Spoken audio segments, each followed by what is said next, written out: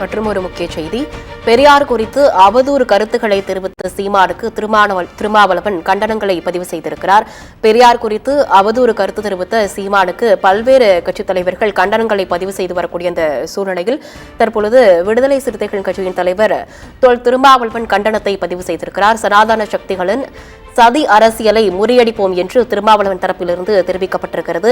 பெரியார் குறித்து அவதூறாக பேசிய சீமானுக்கு எதிராக பல்வேறு கட்சி தலைவர்கள் கண்டனம் தெரிவித்து வரக்கூடிய சூழ்நிலையில் தற்பொழுது விடுதலை சிறுத்தைகள் கட்சியின் தலைவர் திருமாவளவன் தனது கண்டனத்தை பதிவு செய்திருக்கிறார். பெரியார் குறித்து அவதூறு கருத்து தெரிவித்த சீமானுக்கு தற்பொழுது திருமாவளவன் கண்டனத்தை பதிவு செய்திருக்கிறார். பெரியாருக்கு எதிரான அவதூறுகள் சாதி ஒழிப்பு, கருத்தியல் மீதான வெறுப்பு அரசியலின் பாசிச தாக்குதல் இது எனவும் திருமாவளவன் தரப்பிலிருந்து ஒரு கண்டனமானது சீமானுக்கு எதிராக முன்வைக்கப்பட்டிருக்கிறது. சனாதன சக்திகளை ஒழிப்போம் என்று திருமாவளவன் தரப்பிலிருந்து தெரிவிக்கப்பட்டிருக்கிறது. பெரியார் குறித்து அவதூறாக பேசிய சீமானுக்கு பல்வேறு கட்சித் தலைவர்கள் கண்டனம் பதிவு செய்து வரக்கூடிய சூழ்நிலையில் சனாதன சக்திகளின் சதி அரசியலை முறியடிப்போம் என பிசிக தலைவர் திருமாவளவன் சூளுரை உரைத்திருக்கிறார்.